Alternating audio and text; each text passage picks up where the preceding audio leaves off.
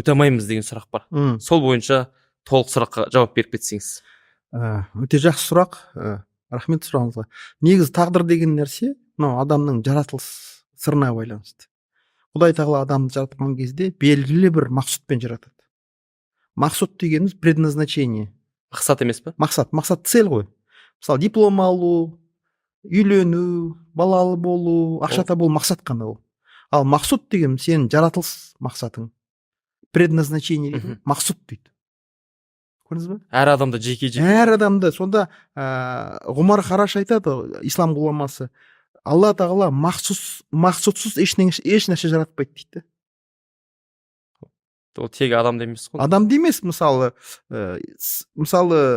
масаның да, шыбынның да, бактериялардың да, амебаның да барлығының мақсаты бар өзінің. Бұл жаратылыста. Яғни мынау жаратылыста мақсатсыз еш нәрсе жаратылмаған. Сол сияқты адамды да белгілі бір мақсатпен жаратады. Ол мақсатымызды қалай табамыз? Сол мақсатты табу үшін адам өзінің жанын тану керек дейді. Сол адам өзінің жанын таныған кезде адам өзінің мақсатын табады. Сондықтан сені жазушы қылып жаратты, мысалы, тағдыр деген өте бір терең ұғым да ол. Құдай тағала бізді өзімізге белгілі бір тағдырмен жаратады. Бірақ бір адамдар ол тағдырының таба алады, бір адамдар тағдырына жете алмай қалады. Адаса ма? Жете алмай қалады. Қорқыныш, үрейден. Яғни өзі ұнатқан, қалаған дүниесіне. Мысалы тағдыр деген не? Мысалы адам судьба дейді ғой. Мысалы Сократ айтады, тыңдаған адамды тағдыр жетелеп отырады дейді. Тыңдамаған адамды сүйретіп әкеледі дейді. Дырылдатып сүйретіп әкеледі кәдімгідей. Мысалы сені жазушы қылып жаратты мысалы. Егер сен мысалы тыңдамай қойсаң тағдырыңды, ақша қуып кетсең, сені әртүрлі қиындықтар арқылы бәрі соған алып келеді. Барлық жолдар сенің мақсатыңа алып келеді. Өйткені ол сенің әзелден сенің тағдырыңда. Бірақ көп адамдар өзінің сәтсіздіктерін тағдырға жабады. Бірақ осы жердегі ең маңызды нәрсе, мәселе тағдырда емес, мәселе сенің сол тағдырдың үддесінен шыға алмауыңда. Сондан оны тағдырға жабады. Мен тағдырым ғой дейді. Шынымен де мысалы бай болу, кедей болу, иә? Құдай тағала сені ешкімді бай қылып жаратпайды, ешкімді кедей қылып жаратпайды. Мысалы, сонда Абай айтады тағдыр мәселесінде. Байлық жаратқан Құдай дейді, кедейлік жаратқан Құдай, бірақ сені бай қылған, кедей қылған Құдай емес дейді. Өзің бе? Әлбетте өзіңе байланысты. Ауруды жаратқан Құдай, саулықты жаратқан Құдай, бірақ сені сау қылған, яғни ауру қылған Құдай емес дейді сөз. Өзің тілеп алдың айтады. Өзіңе байланысты. Сондан оны кім айтады? Сұлтанмахмұт өте әдемі айтады. Жақсылық көрсем өзімнен, жамандық көрсем өзімнен, тағдыр қылды дегенді шығарамын сөзімнен дейді. Сондан тағдыр деген бар, ол өте биік нәрсе. Тағдыр ол Алла тағаламен байланысты ғой. Яғни Құдай жазды. Құдай жазып тұр саған.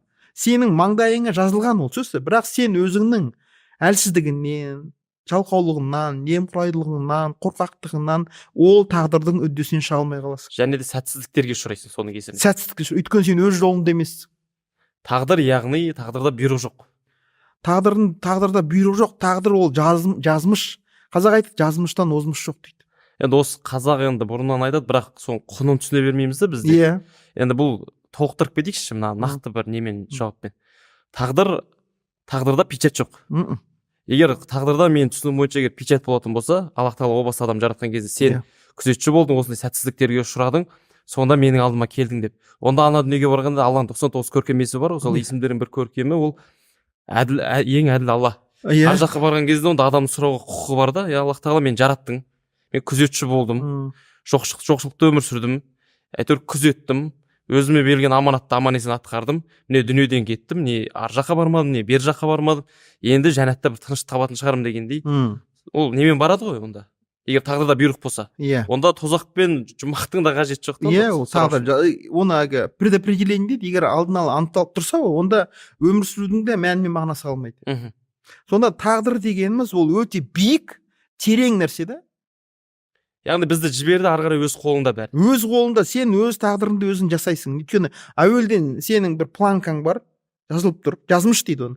Енді сол жазмыштың биігіне жете аласың ба, жете алмайсың, ол өзіңе байланысты. Ол жазмышты Аллах тағала біліммен жазды ма әлде өзің құрдың ба? Алла тағала сені жаратқан кезде, айтып отырмын тағы да, сені белгілі мақсатпен жаратқан. Мысалы 1000 адам туады, 1000 адам туған кезде, мысалы Мұхтар мама айтады, 1940 жыл дейді, ол 19 мартта ғой дүниеге келгені, 1000 бала туды дейді да, бірақ Алла тағала дейді, менің маңдайыма немесе маған дейді, жүк артты дейді да, салмақ артты дейді. Сондан дейді, менің сол бүйтіп айтады, өзі қалай сезінеді өзінің тағдырын. Мысалы менің дейді, мойнымда дейді, менің мойнымда да әкенің парызынан, шешенің парызынан да ауыр дейді. 3000 жылдық қазақтың әруағының салмағы бар дейді. Қараңызшы. Ол кісі соны көтеріп алған мойнын. Соны көтеріп алған. Тағдырын қорықпа. Абай айтады ғой өзінің Әбдірахман туралы, қорықпай тосқан тағдырын дейді. Мысалы көп адамдар ол қорқады тағдырынан. Өйткені ол жүк қой. Жауапкершілік көтергісі келмейді. Сосын тағдырға жабады. Шынымен де тағдыр адамды дамытады. Тағдыр адамды жетелейді. Тағдыр сенің өзің мақсатыңа қарай жетелейді. Енді түсінгендей ол. Түсіндіңіз бе? Сондан Мартин Бубер деген философ бар, Мартин Бубер, сол айтады. Тағдыр биік, терең теңіздің түбіндегі маржан сияқты. Оны сүңгіп ала білу керек дейді. Бірақ көп адамның оған қауқары жетпейді. Дәті жетпейді. Ол қорқады. Ол жауапкершілік ол деген жүрек жұтқан адамдар ғана өз тағдырының үдесінен шығады. Онда Омарға бір сұрақ осы жерде. Менің тағдырымда, онда мен де осыны айтамын да. Біз Салатаңдау каналы, бізде қазір 377 мың көрермен бар. Біз Қазақстан бойынша кәсіптерді не жасаймыз, түсіреміз, көрсетеміз, өндірістерді, диқаншылықтарды, қызмет салаларын. Біздің YouTube каналымен 15 мыңға жуық осы 4 жылдың ішінде кіші және орта кәсіптер ашылды, үлкен өндірістер ашылды. Бірақ осы жерде мынандай не барды? Соның жартысы жабылды қазір. Енді себепкерлік біз көрсеткен, мен. Бірақ енді ол кісілер ұнатып, қалап ашты сол кәсіптерді. Ешкімді қинаған жоқпыз. Бірақ енді жартысы жабылды. Енді бұл жерде де менің жүгім бұл кіші және орта кәсіпті көтеру, халыққа көрсету. Ол былай мәселе. Ол кісілердің жабылғанына кім кінәлі? Олан былай, мына бір кісі болғанда былай. Башқұртстан еңбегінде бар. Осы жаугершілік заманында жолбасшылар болады екен. Жол көрсетуші. Лидер. Жоқ, лидер емес. Мысалы бір қиын, мысалы Алатаудан өтіп кету керек ары қарай. Бірақ сен жол білмейсің. Соны жол көрсететін адамдар бар. Сол өткен адамдар. Жоқ, жолды білетін адамдар. Жобалай басшы. Сонда бір Жобалай деген кісі болыпты. Сол айтады екен, мен жол көрсетушімін, бірақ сендердің жауларыңды жеңіп беруші емеспін дейді. Түсінесіз бе? Сен өзіңнің міндетіңді атқарып тұрсың. Көрсеттің. Қалғаны олардың өздерінің жауапкершілігінде. Қалай жүргізу, не істеу? Әлбетте. Сондан олардың білімі, біліктілігі жетпей қалуы мүмкін. Енді осы орайда біз тағы да бір заттар істедік та. Кәсіпті көп жағдайда өзіміз ашып көрсеттік. Қиындықтарын да көрсеттік. Яғни біз кәсіпті көрсеттік, одан кейін өзім кәсіп ашып көрсеттім. Бір емес, бірнеше рет. Ішінде жабылғандар да болды. Яғни мен халыққа айтқым келді да, мен сіздерге көрсеттім және мен де аштым. Мен де істедім. Міне мына жерлерде менде болмады. Бұл жерде де мен өзіме берілген жауапкершілікті мүмкін түсінгендей болдым ба? Яғни мен сіз жол көрсетуші. Бірақ кәсіпте жетістікке жеткізуші емессіз. Бұны анық біліңіз сіз. Түсіндім онда. Онда жүк түсті деп айтсың. Өзіңнің жүгіңді көтеріп отырсың сен. Айтып отырған Жобалай басшы айтты дейді ғой. Мен жол көрсетушімін, бірақ жауларыңды жеңіп беруші емеспін. Менің мақсатым осы деп ойлаймын мен. Сен жол көрсетушісің. Өйткені сіз айтпақшы, осы 4 жылда ары бері талай сүріндім. Бірақ түбі осы жолда әлі ше. Өйткені ол бар ғой, ол адамның өзі ішкі әлемінде тұрады, сен осыны істеді. Сол тағдырың сен. Бұрылып келіп отырамын мен қайта. Ол сені сүйретіп алып келеді бәрі. Қоям дедім. Кетіп қалсаң алып келеді ғой. Қаншама негативтерді оқисың. Кейде бір жауапкершілікті мойныңа көтеріп бір депрессияға кетесің. Кейде таңға ұйықтамайсың, ойлайсың, мен қоям дейсің. Мен жалпы мына ютубты қоям, мен кәсіпке кетемін деймін. Бірақ түбі айдап келеді. Айтып отыр ғой. Сүрініп, жығылып, қайтып келемін. Тағдыр дейді. Тыңдаған адам жетелеп отырады дейді. Тыңдамаған адам сүйретіп әкеледі дейді. Сүйретіп. Жетелену керек болды ғой. Яғни тыңдай білу керек. Ол үшін өзіңнің жаныңды, жүрегіңді тыңдай білсең, өзі айтып отырады не істеу керек. Түсінікті. Екінші сұрақты қояйын. Мына бір қайтадан ораламыз. Жалпы қазақ шүкіршілік пен жалқаулықты шатастырып алған ба? Шүкір деп қай жағдайда айтқанымыз дұрыс? Үйде жатып жерге наным жоқ, бірақ Құдайға бұған да шүкір деген дұрыс па? Шүкір деген негізі Әлде күнәға батып кетеміз өстіп айтсақ? шүкір деген благодарность. Благодарность дейді ғой. Благодарность деген рахмет айту. Адам қандай жағдайда рахмет айтады? Құдайдан рызық несібе алған кезде шүкір деу керек. Құдай тағала рызық несібе беруші. Сенің ризығың бар өзіңнің әу бастан әзелден жаратылған. Сосын несібең бар. Ол несібені бірақ теріп жейсің. Сол рызық несібеге ие болған кезде Құдай тағала айтады, шүкір айтыңдар маған. Ие болған кезде ғана айтыңдар дейді, сөз бе? Шүкір дейді. Таппай отқанда емес пе? Жоқ. Өйткені қазақ өзі айтады ғой, шүкір де Құдай айтады дейді. Шүкір десең маған, тағы берем саған. Яғни бұл беруге байланысты сөз. Бергенде шүкір десең тағы береді. Иә. Жоқшылықта емес. Жоқ. Жоқшылық ол сенің жалқаулығынан пайда болады. Әлбетте. Егер Құдай тағаланың жоқшылығына кез болып жалқауланып шүкір десең, онда сен жалқаулыққа мадақ айтып отырсың. Күнә ғой бұл. Күнә енді оны Алла біледі, күнә ма, оны біз айта алмаймыз. Бірақ біз жалқаулыққа, жоқшылыққа біз мадақ айтып отырмыз сонда. Негізі дінде емес, жалпы байы жақсы ма, кедей жақсы ма? Бай жақсы. Қазақ өзі айтады. Қараңызшы өзі қазақтың бар ғой. Мысалы, анау Машһүр Жүсіптің басында бітік тастарда Машһүрдің өлеңдері жазылып тұр. Соны барып мен ылғи оқимын. Оқыған сайын жаңадан ашылады да, сонда былай дейді. Халықтың тілі дейді, Құдайдың қаламы дейді.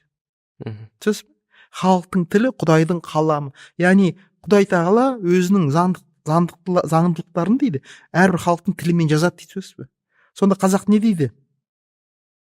Қазақ не деп айтты? Жаңағы шүкіршілік туралы айттыңыз ба? Не деп айттыңыз? Соңғы сұраңыз. Шүкіршілік пен жалқаулық па? Жалқаулық туралы, сонда қазақ айтады, тағы айтылып айтамыз, тағы не деп айтты? Тағы берем саған, шүкір етсең маған деді ғой. Сосын тағы бір сұрақ қойдыңыз ғой? Бай жақсы ма, кедей? Енді оған қазақ не дейді? Яғни енді қараңыз, сіз тілге. Біз көбінесе тілге жай қараймыз ғой. Тілге. Құдаймен байланыссыз қараймыз. Сол жерде ұтыламыз. Ол қалай? Мысалы, біз тілге ойлаймыз, ол жай бір сөз. Ауа, құны жоқ біз үшін оның. Ал бұл жерде Машһүр сөзді салмақтандырып тұр. Халықтың тілі Құдайдың қаламы дейді, сөз. Яғни Құдай біздің қазақтың тілі арқылы сөйлеп тұр. Ол мәшһүрлер арқылы ма? Халықтың тілі, Машһүрдің өзі сол халықтың сөзін қайталап отыр ғой. Халық ол теңіздей терең, мұхиттай тұңғиық, таудан биік, сөз бе, халықтың парасаты. Сол тілді Машһүр қайталап отыр ғой. Жеткізуші ғана ол, сөз бе. Сонда Машһүр айтады, қазақта мақал бар дейді. Халықтың тілі Құдайдың қаламы дейді. Сол халық не дейді? Сонда сіз ойлаңыз, біз өзіміздің тілімізге мән бермейміз, ол тілде бәрі тұр. Сонда не деп айтып отыр? Қазақ не дейді? Байлық туралы. Құдай не дейді? Қазақ арқылы. Бермесе де бай жақсы, жемесе де май жақсы дейді. Яғни бай бермей ақ қойсын дейді, бәрі жақсы дейді. Бай ғой өйткені. Өйткені ол бай. Баршылық. Өйткені қараңыз, неге бай деген не? Бай деген ол Құдай тағаланың, Тәңір тағаланың, Құдай тағала бізге бір-ақ сөз ғой, екеуі. Ол Құдай бай ғой өзі. Сонда Алла тағала айтады, мен баймын дейді. Және өзімнің байлығымның пенделерінің бойынан көрініп тұрғанын жақсы көремін дейді. Яғни жақсы көреді сен байларды, Құдай тағала. Көрдіңіз бе? Кедейлерді емес. Кедейлерді емес, кедей кім? Ол Құдайдың байлығын көрсете алмаған адам. Өйткені Құдайдың құдіреті адам арқылы көрінеді дейді. Пайғамбардың кедейлігі ол басқа нәрсе. Ол саналы түрдегі қабылданған кедейлік. Фақырлық дейді, ол мақам, ол басқа мәселе. Ол кісінікі бөлек әңгіме. Ол бөлек әңгіме. Ол саналы түрде байлықтан бас тартады. Неге? Өйткені кішкене ғана байлықты ойлайтын болса, болды, Құран түспей қоюшы еді ол кісі. Ол кісіде жауапкершілік болған. Ол саналы түрдегі кедейлік. Яғни ол кісімен салыстыруға болмайды. Сондан өзі қазақтың тілі өзі айтып отыр ғой, қазақтың тілі Құдайдың қаламы деп отыр ғой, Машһүр. сонда айтып отыр ғой, бермесе де бай жақсы дейді, жемесе де май. жемесе де май жақсы. енді осыдан кейін аталы сөз, бұл аталы сөз ғой. Қазақ не дейді? Аталы сөзге арсыз ғана тоқтамайды дейді. Біз соншалықты арсызданып кеткенімізді сонда біз айтып тұрған сөзге тоқтамайтын болдық қой қазір. Байлық әлі сұрап отырмыз, байлық жақсы ма жаман ба деп. Ол қазақ баяғыдан айтып қойған ба? Түсіндім. Келесі сұрағымыз. Сіздің өзіңіз бір сөзіңізде естідім де, енді жаңағы сұраққа қайтадан келетін сияқтымыз.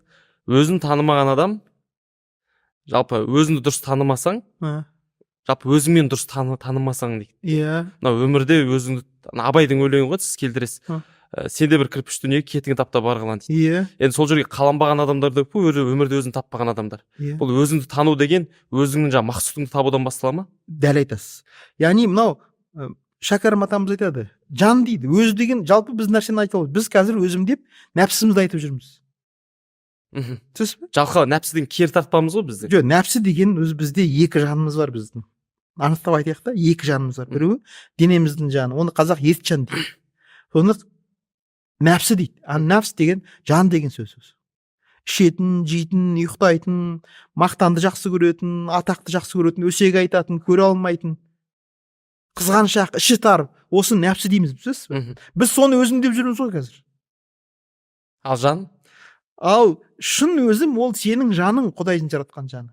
Оған мақтан да керек жоқ, мадақ та керек жоқ, ақша да керек жоқ, ештеңе керек жоқ. Тамақта ма?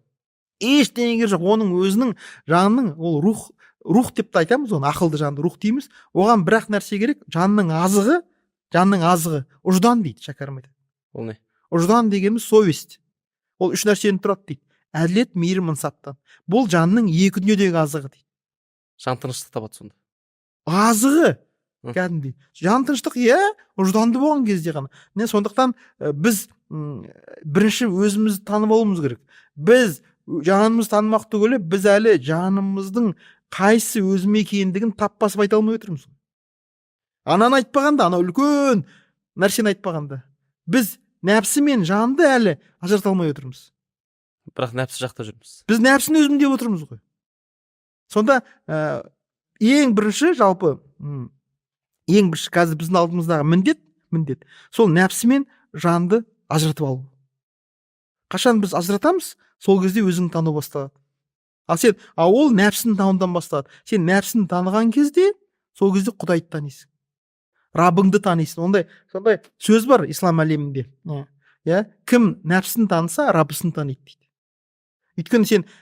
Өйткені неге дейсіз ғой? Өйткені нәпсінің ішінде. Бұл қиындық сонда, нәпсінің ішінде сенің ынсабың жатыр. Нәпсіні сындыру арқылы? Жоқ, тану арқылы. Нәпсіні таныған кезде, сол зындандағы жаныңды азаттыққа шығарып аласың. Сонда ақылда, байлықта бәрі келе ме? Әлбетте. Сен жаныңды таныған кезде, нәпсің сенің жаныңа қызмет ете бастайды.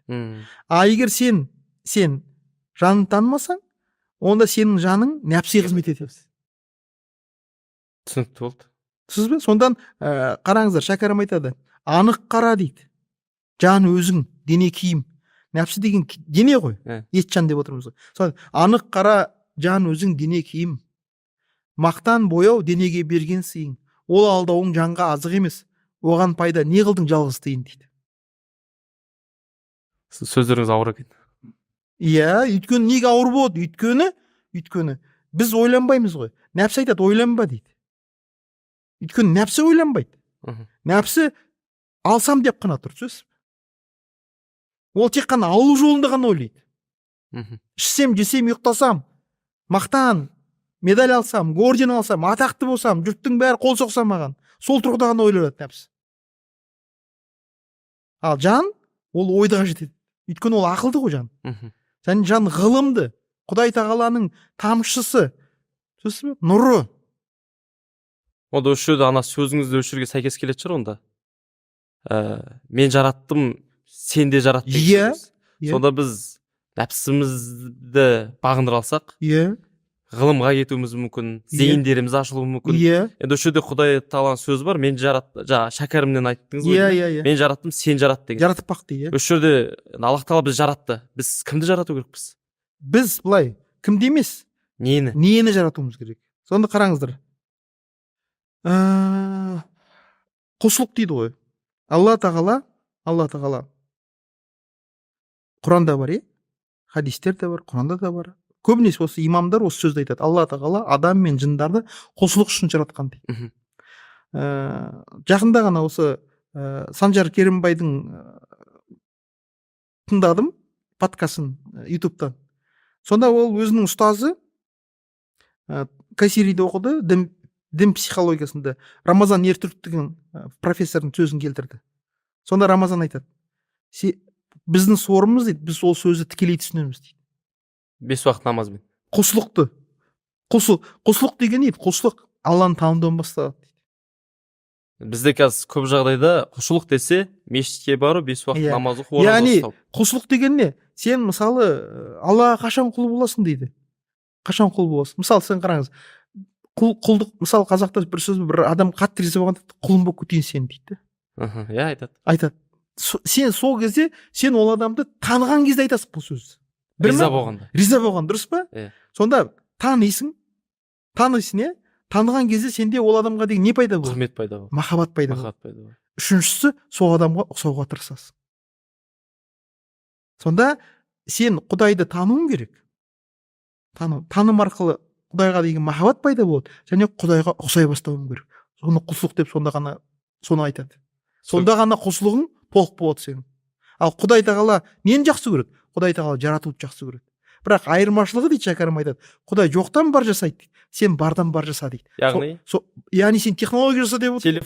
Телефон жаса. Мысалы мынау Алматыда қазір қар жауды. Мысалы жүре алмайды адамдар. Неге? Қар жауып жатыр, жолдар тар, пробка. Құдай Алла тағаланың берген уақытын біз мысалы жолда өткіземіз пробкада. Жаңа кептелісте. Неге? Жаратушылықтың жоқтығынан, Құдайға құлшылықтың жоқтығынан. Бізде ғылым дамымағандықтан ғой. Жараталмағандықтан. Ал сіз ойлаңыз, мысалы, Токиода, мысалы, қанша 25 миллион халық тұра ма? 30 миллион тұрады. 8 қатарлы жол бар. Олар сол адам өзінің мұқтаждығына қарай, қажеттілігіне қарай бір жол таңдап, сол жолмен өтіп кетеді. Пробка жоқ, кептеліс жоқ. Уақытын үнемдейді. Неге? Өйткені олар жаратып жатыр.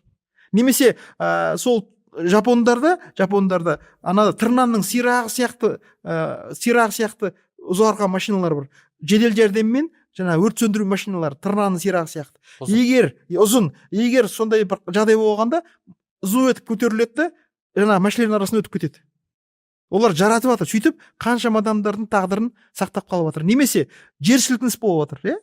Олар енді Жапондарда үнемі болады, арал ғой, үнемі. Олар енді не істеді? Олар нені жаратты? Олар қазір астында көпшігі бар үй жаратты. Көпшік деген сөз қозғалып тұратын бірге. Жоқ, көпшік деген подушка. Көпшік дейді ғой, жастық дейді. Қалай жер сілкінеді, көпшік ауаға толады да жер көтеріліп кетеді. Сөйтіп импульс келіп тұрады, электронный импульс. Жер сілкініп тоқтағанша үйің ауада тұрады, сөзсіз бе? Қалай жер сілкінсе аяқталады, қайтадан орнына түседі. Міне бұны жарату дейді. Бұлар Құдайды танығандар. Сен көріз бе? Сонда Шәкәрім айтады, ол жаратты, сен де жаратып бақ дейді. Барды бардан шығарсаң болады сол. Сонда ғана дейді, Құдайдың құлы боласың. Сонда айтады, Шәкәрім айтады, мұны білсең боласың сүйікті құл. Құл болсаң қожаның сүйгенің құл. Құдайға құл болайын деп ойласаң, Құдайға құл болды мәнісін біл дейді. Яғни біз жаратқан кезде ғана Құдайды танимыз. Әлбетте жоқ. Сен сонда ғана құл боласың. Құлшылық деген не?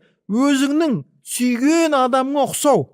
Риза болу, махаббатың ашылу. Өзі айтады ғой, болмасаң да ұқсап бақ дейді ғой. Негізінен үлкен мағынасында біз Құдай бола алмаймыз. Бірақ Құдайға ұқсау біздің мақсатымыз, міндетіміз. Бардан жарату қолымыздан келеді ғой. Әлбетте. Сонда ғана сен дейді, сонда сен Құдайдың нағыз құлы боласың дейді.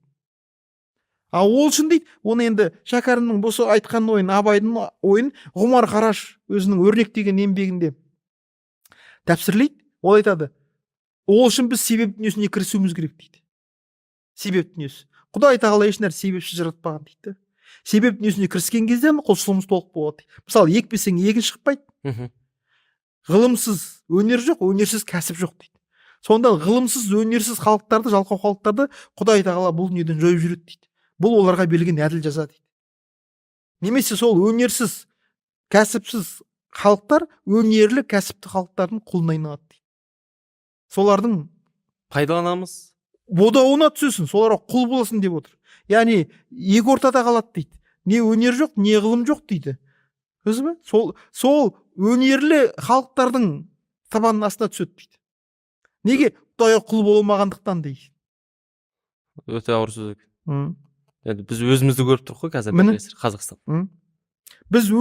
Сонда біз қазіргі кезде егер біз Құдайға құл болды дұрыстап түсіндіріп бермесек, онда біз үнемі өнерлі халықтардың, ғылымды халықтардың табан астында боламыз. Соларға қызмет етеміз.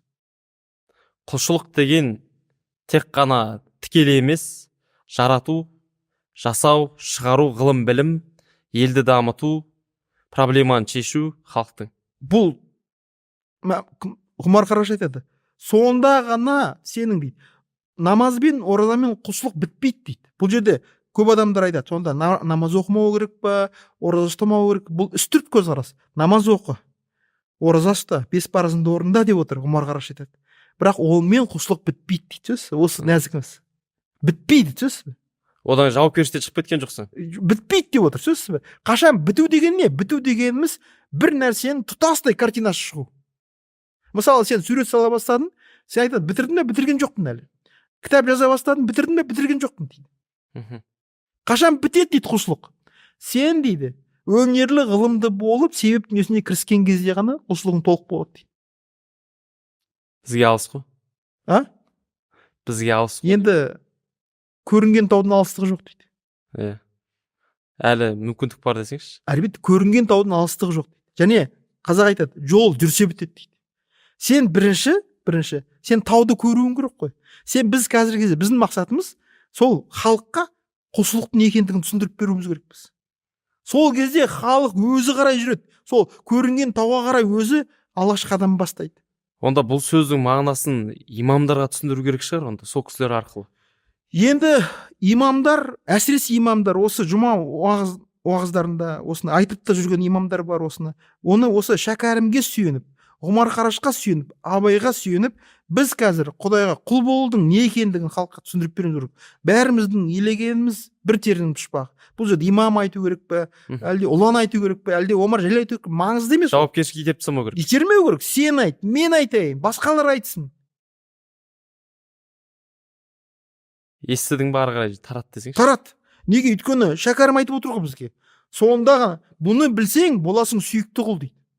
Сонда ғана Құдайдың сүйікті құлына айналасың дейді. Қашан Құдайдың сүйгенін істеген дейді. Құдай нені сүйеді дейді? Құдай жаратуды жақсы көреді дейді. Сен де жарат дейді.